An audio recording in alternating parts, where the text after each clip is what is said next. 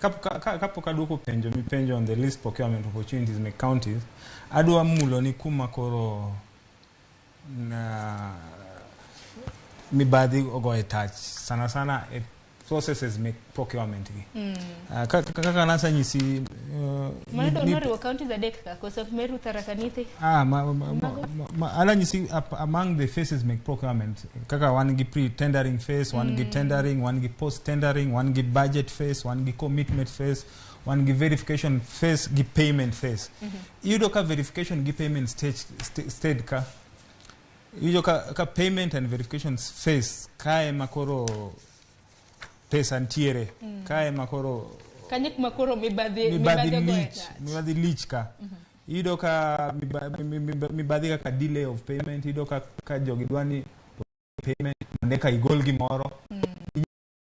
nus ma jo county bere ahinya gino dongi maka paro no gi kanyo Charles maka paro no gi kanyo nikech ang'e dwa fuono nwa godo matut wawinja ne oganda ma county ma Kisumo to wachango ahinya nyaka luore kod report mar EACC ma bende lugolo odiochieng' manyoro gisanya korom gajiwa ngada tudora gi jafombo wadwa e county ma Kisumo mano Millicent Adhiambo nyiso